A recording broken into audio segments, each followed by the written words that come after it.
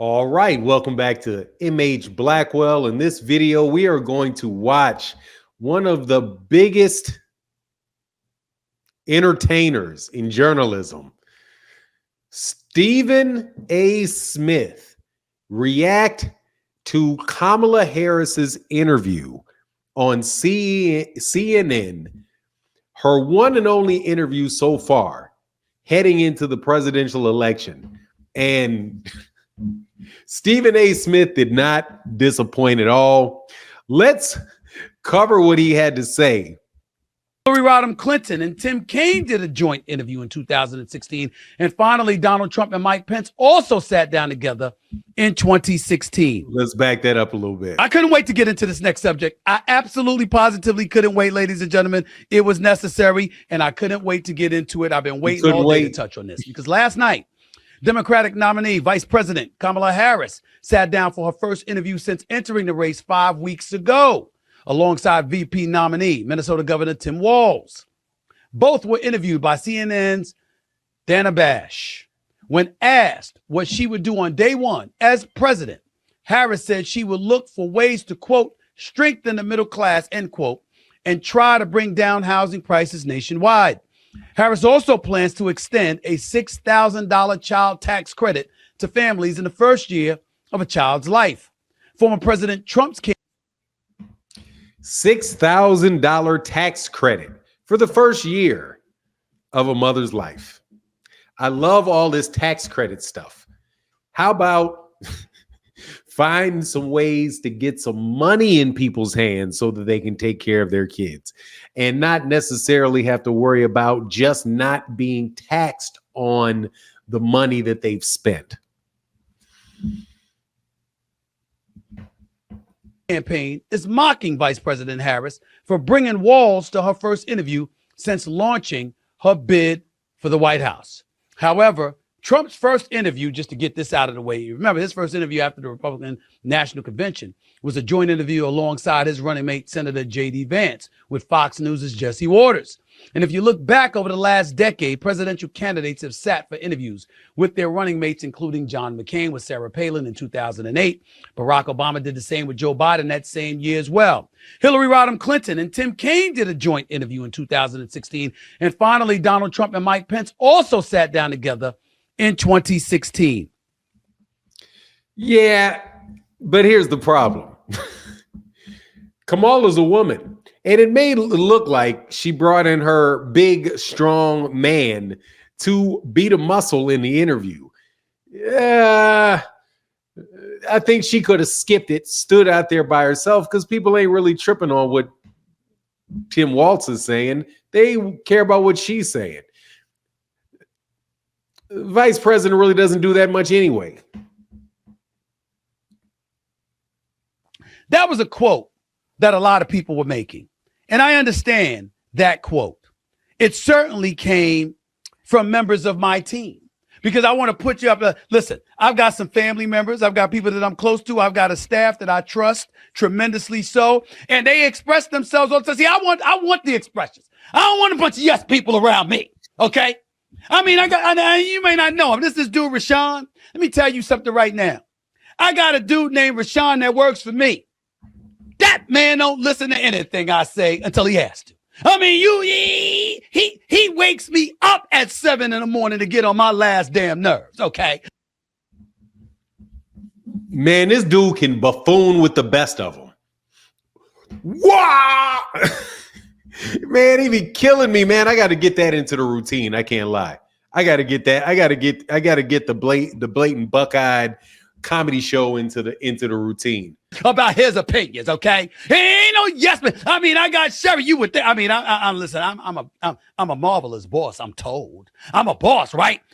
You wouldn't know. I mean, Sherry, like, I don't agree with that at all. I mean, I don't know what you're thinking. And somebody else who's going to remain nameless took the time out of her busy schedule. She's married, got dogs in the house and all of this other stuff. Happily married person, very, very busy, preoccupied with her life and a multitude of jobs and responsibilities and all of this other stuff. But oh no,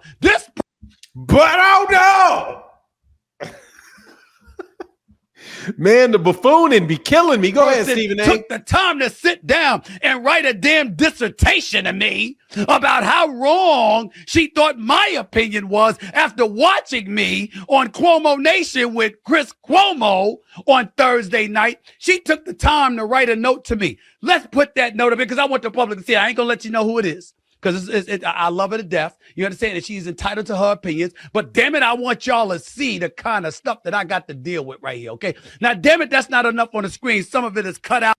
To black women.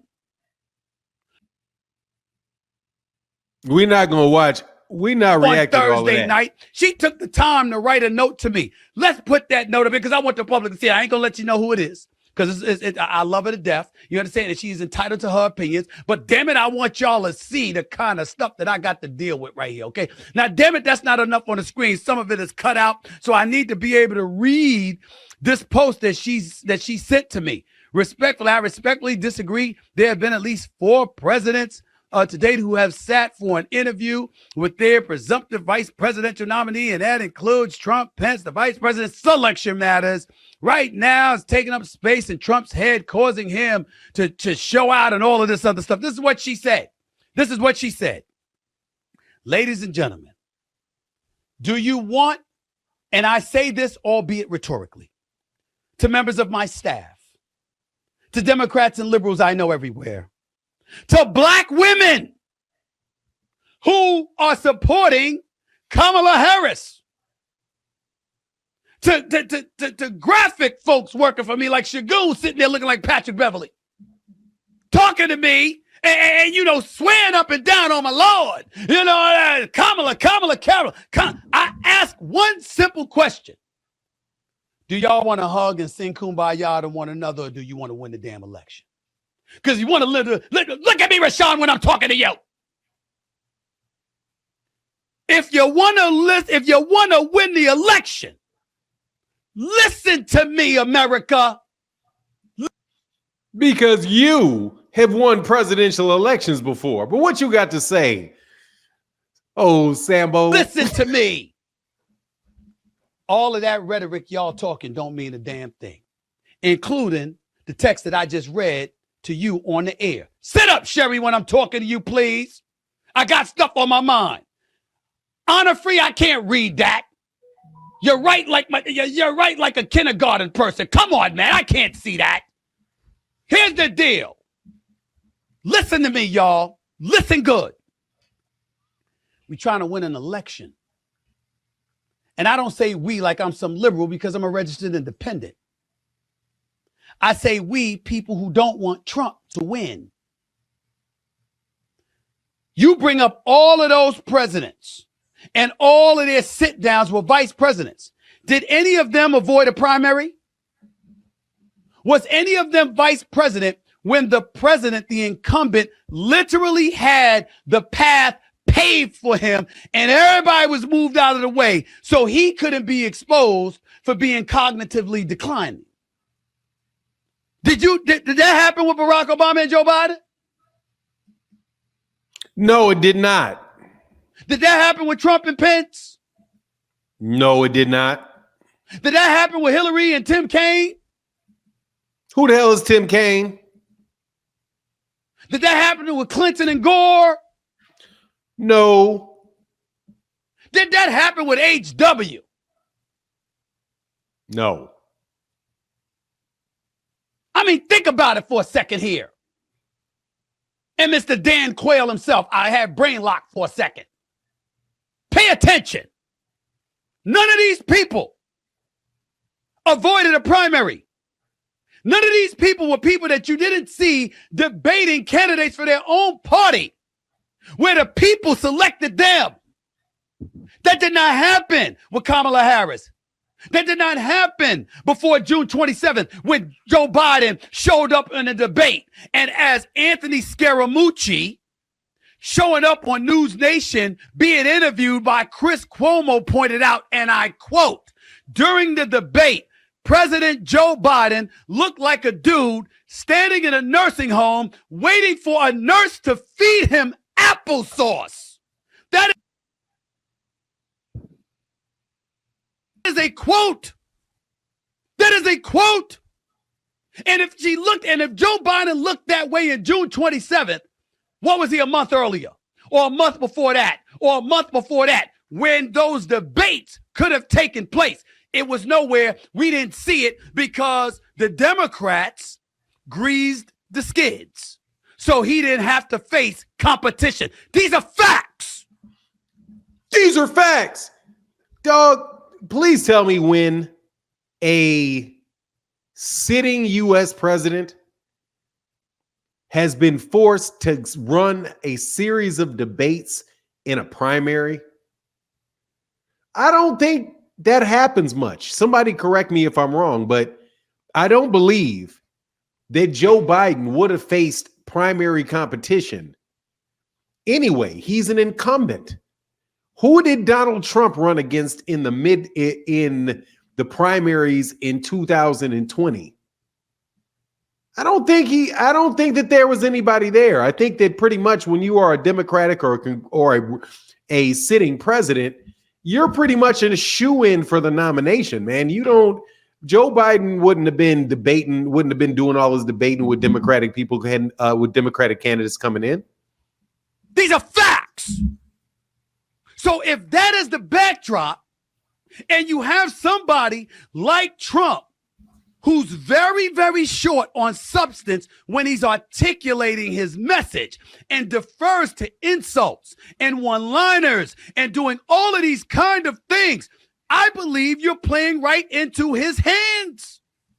You can't see that? You, Kamala Harris, you're the vice president of the United States. You are a former senator, a former state attorney general in the second largest state in the region, in the republic. You're a former prosecutor. This man has been indicted.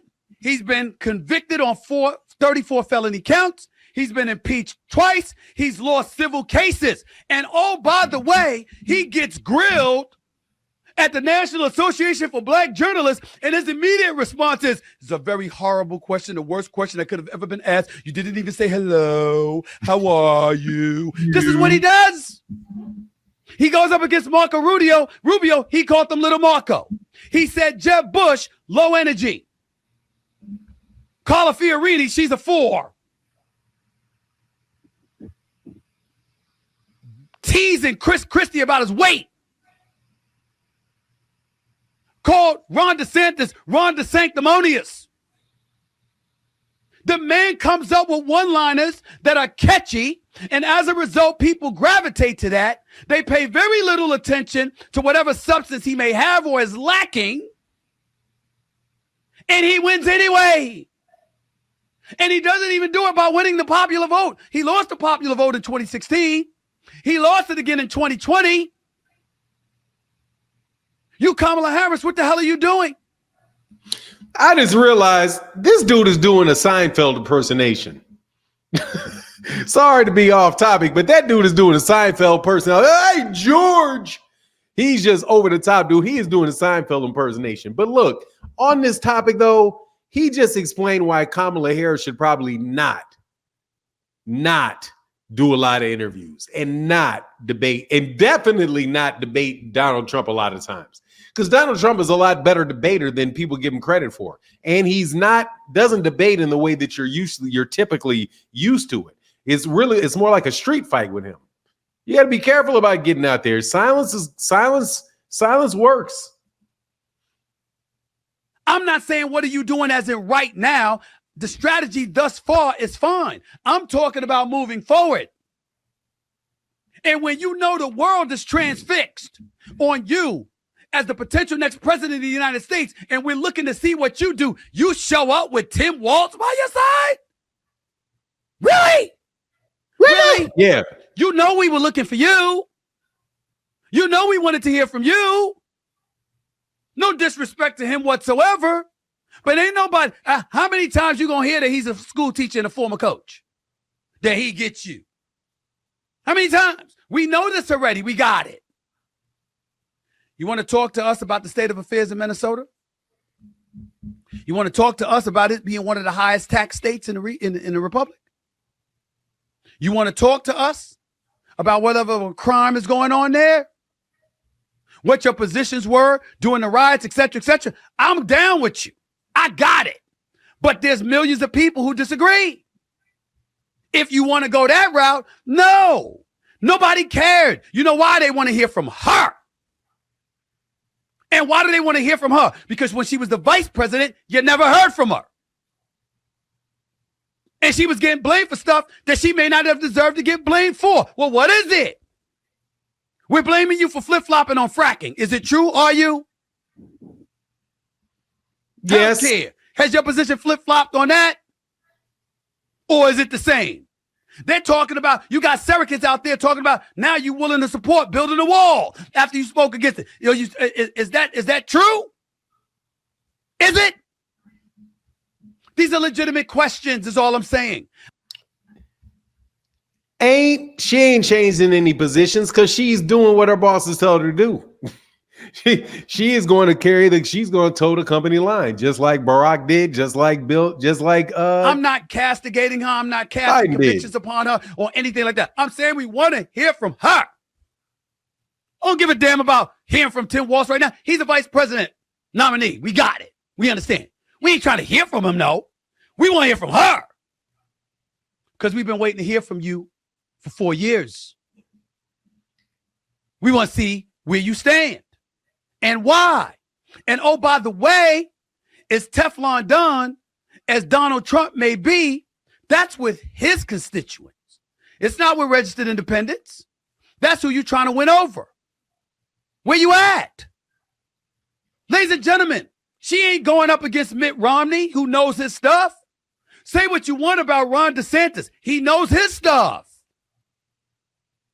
She ain't going up against Nikki Haley. Whatever your positions may be with the border wall, with inflation, with crime in Democratic cities, although there's crime in Republican-led cities too, the point is, that ain't even it. The issue is, you did this in your first press conference, Kamala Harris. You sat up there and said, believe me when I say, I know Donald Trump's type.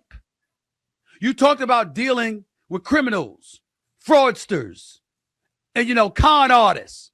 And then you said, believe me when I say, ladies and gentlemen, I know Donald Trump's type. Well, if you know his type and you're accustomed to dealing with him, why is he the one doing a bunch of interviews?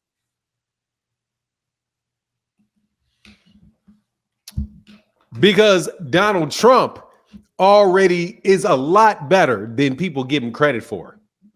In the way that he conducts interviews, the way that he debates, it's awkward. He comes off like a jerk, but it's also very natural. And it's just almost a caricature of what the other politicians do. He'll lie right in your face. You know you're lying, and people and his supporters won't even care. It's crazy. But he's not that easy to beat in a debate. That guy is not that easy because he's going to do anything he needs to do to win. He's going to call you any type of name. He's going to tell any type of lie. You're holding yourself to the facts. He's not holding himself to the facts. He'll switch this way, switch that way. He'll talk out both sides of his neck. He's a very good politician. Again, the strategy was fine. I'm not complaining about the strategy you employed up to this point. I'm saying be clear. That ain't going to win you the presidency. And for your first interview, and by the way, you know the code that he's using. Nod your head, Rashawn. Nod your head, Honor Free, especially you, Honor Free. Oh, especially you. All right. And you too, Bailey. All of yous. Nod your head. Is Trump, yes or no? Is Trump not using codes when he points out that she's hiding? He's leaning on gender. I'm a man. I'm strong. Look at the war in Russia and in Ukraine with Russia. Look at what's going on with Israel and Palestine in the Gaza Strip and beyond. Look at the kind of troubles that we're experiencing, whether it's North Korea, it's China, or whatever. Iran, Iraq. I mean, come on, y'all. Look at all of this. You think she's strong enough? She can't even show up to do a hard interview. I show up all the time. This is what he's doing. We all know what that is. You feeding into machismo. You trying to say commander-in-chief. He didn't do that to Hillary. He said a lot of things about Hillary, like crooked Hillary and stuff like that. He ain't never implied she was scared. He ain't never implied she was running. Because Hillary Clinton was smart as a whip and know her stuff. We all know. The most qualified woman to ever run for president in this country's history. Without question. Ain't that supposed to be Kamala? Let me break this to you. No. Hillary Clinton was not the most qualified woman ever to run. And quite honestly, I don't know if she's really any more qualified than Kamala Harris is. Because what did she had what, one office?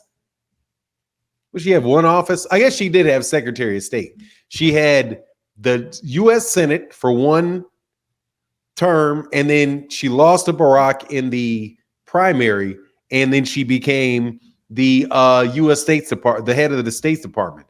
And God dog, yeah, she definitely wound up running out there killing Gaddafi. And I think she might have been there too for Osama bin Laden too. HBCU grad, prosecutor, state attorney general, senator, reigning vice president of the United States of America. Kamala Harris has all the credentials in the world to stand tall, stand straight up, and be like, yo, this is the way it's going to be. Let's get it on. And as a prosecutor and as an attorney, as somebody who knows the law, as somebody who knows a criminal when she sees them, as somebody who knows a con artist when she sees them, and all of these other things that she said about him, why is this dude the one we see? Because the Democrats are telling her, well, you know what? Something ain't broke. Don't fix it. We gain this momentum. We gain this momentum. We gain this momentum. They are right about that. And I'm not disagreeing with anybody on my team who feels otherwise. Here's my point. It doesn't matter if the regular process had been followed. But because they avoided the primaries, because they were accused of greasing the skids to disguise and hide Joe Biden from the rest of us in terms of the decline that was clearly taking place. She is now the Democratic nominee without having had to have a debate, without having to experience a primary, without having to campaign. It was handed to her in the eyes of the opposition. That is what they're going to say about her. Say what you will about Trump. He's supposed to be a criminal, right? He's supposed to be in jail, right? He's supposed to owe nearly $500 million, right? The bottom line is he's been the Republican nominee since 2016. And he's been through a myriad of debates. And on top of all of that, he got all of this law, these legal issues descending down upon him. And the people have spoken. The Republicans said they want him. All of them. Nobody said that about Kamala Harris until July 21st. So you don't get to just skate to the election and have a debate September 10th on ABC, and you know what? We may barely see you. Nah. Why also, ladies and gentlemen, Biden wasn't doing a bunch of interviews prior to the debate on June 27th, and then what happened thereafter with July and him stepping aside. So we have a White House that hasn't been active participants. Yeah, okay. I get the gist.